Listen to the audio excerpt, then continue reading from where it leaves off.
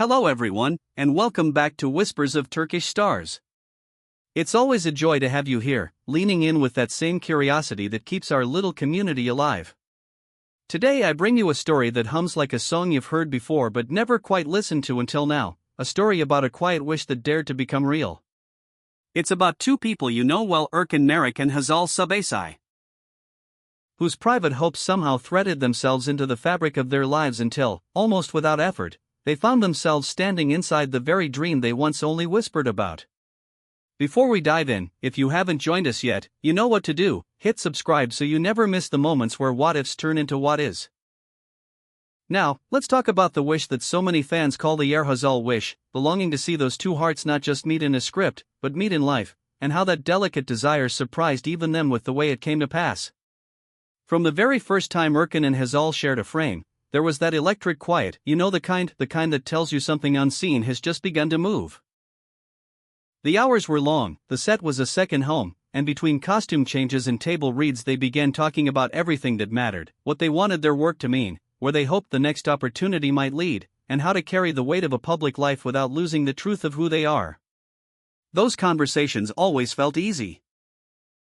They had a way of finding the same rhythm without trying, of laughing at the same tiny things that no one else noticed, of pausing at the same time when silence said more than words ever could. And somewhere in the soft, unguarded corners of those late-night talks, a wish took shape. It wasn't laid out with bullet points or timelines. It was more like a shared temperature, a quiet what-if, that lived in the space between them. Sometimes it sounded like a career idea. The kind of project they'd only do if they could do it together, something intimate and beautiful that would show a different side of them as actors.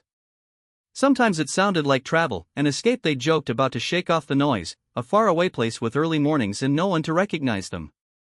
And sometimes, when the day had wrung them out and softened every edge, it sounded like something deeper, a life step that couldn't be scheduled, a decision you feel more than plan. Now here's the wonder of it, the way the world seemed to conspire. Little things began lining up. A director who had always admired their quiet chemistry reached out with a script that felt, somehow, like it had been written for the voice they share when they work side by side.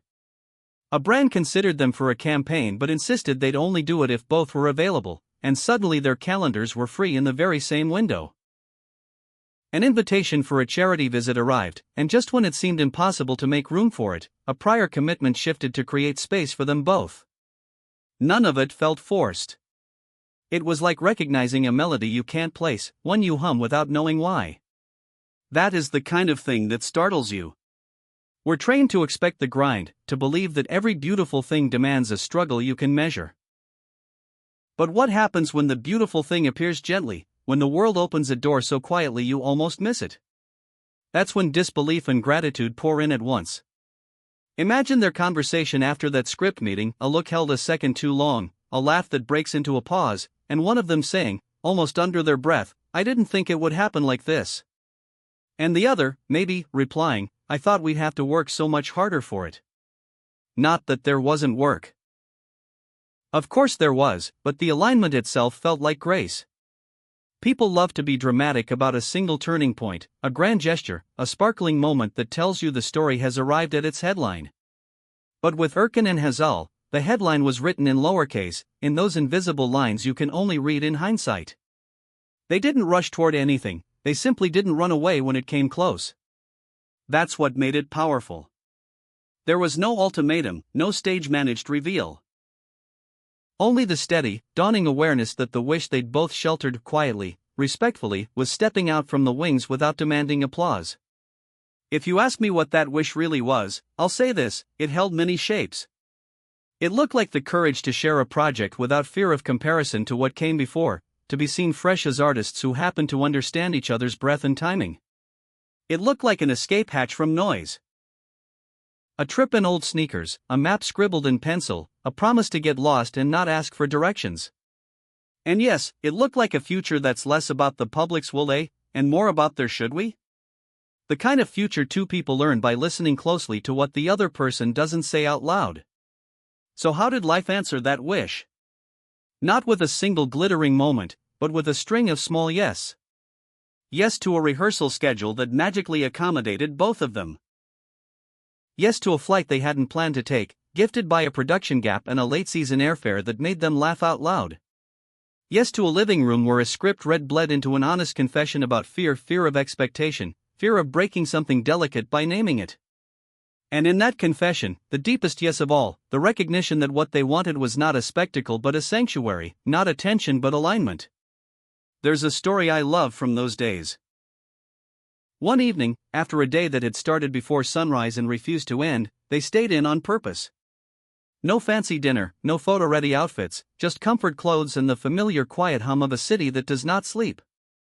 They ordered something simple, forgot to post anything, and talked about all the hard parts that never make it to headlines.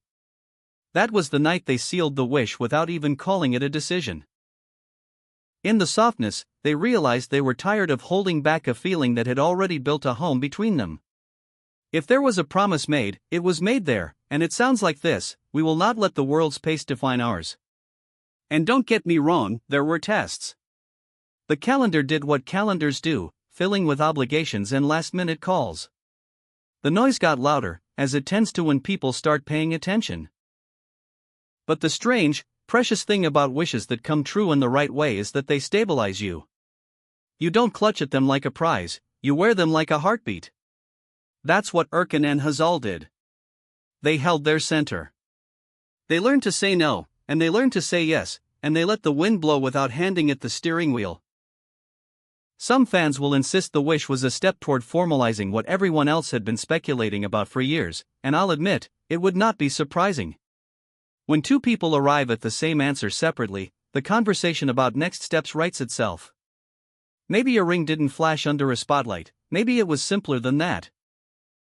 Maybe it looked like a long walk at the edge of a day, like a quiet decision to guard what mattered with boundaries sharp enough to keep the noise out but soft enough to keep the tenderness in. Sometimes the bravest proposal is simply choosing each other, fully and without narrative tricks. What happened after is the part that always moves me most, the way the fulfillment of a shared longing strengthens everything around it. Suddenly, even the ordinary moments gleam. Running lines together becomes not just preparation but connection. A commute in silence becomes a prayer said without words. The small stumbles of public life, a rumor, a misread glance, a headline that bends the truth, lose their power because there is a deeper truth holding them steady. When you know someone is carrying the same picture of the future in their pocket, you stop doubting your direction every time the road curves. And there's something in this for all of us, whether or not our lives ever brush against cameras or scripts. The first lesson is that it's okay to say what you want, not loudly, not always publicly, but honestly. The second is to stay open to the improbable ways life answers you. A wish rarely arrives in the costume you imagined. Most often, it knocks like a friend, shoulders damp from rain, asking to come in and warm up. The third is to trust the quiet. If you have to shout at a dream to make it stay, it probably isn't yours. The right one understands your voice even when it's barely above a whisper. So here we are, watching the Hazal wish do what it was always meant to do, turn into days and nights, into work and rest, into a secret language spoken over coffee cups and marked up pages. It won't look like anyone else's story because it isn't. It belongs to two people who managed to keep their hearts awake in a world that loves to rock people to sleep with attention and applause. They chose presence over performance, meaning over noise, and the blessing arrived, not like thunder, but like a sunrise that no one earned and everyone gets to enjoy. Let's rewind for a heartbeat. We met them in the hush of first knowing, where a spark doesn't ask for permission. We followed them through late conversations, whispered hopes, and curious coincidences that stopped feeling like coincidences. We saw opportunities queue up politely at their door, a gentle parade of maybes becoming yes. We watched as gratitude softened disbelief and as a private promise, made inside ordinary time, changed the way every hour felt. And we learned what we always forget, that alignment is quieter than we think, and that its quiet is its power. Tell me, have you ever felt a wish approach you, not with fanfare but with familiarity? Have you recognized the look on someone's face when they realize they are standing inside a moment they once only dared to imagine? That's what I see when I think of Erkan and Hazal in this chapter, not a headline, not a twist, not a spectacle. I see two people looking at each other like a map they can finally read, and then folding that map into a pocket they both know is safe. If this story moved you, if it reminded you that sometimes the universe answers softly, let us know. Drop your thoughts below. Do you remember the first time you sensed their chemistry? Did you ever send a small wish out into the world for them, then forget you sent it until it came back wrapped as reality? I want to hear those moments, the ones that felt like proof that things do work out when hearts match, when timing loosens its grip, and when two people choose similar stars to navigate by. Before we go, a small thank you for showing up here, episode after episode, heart open. Your attention is the reason we can keep telling these quiet truths and grand rumors alike. Share this with someone who needs a reminder that magic does not always roar, sometimes it sighs.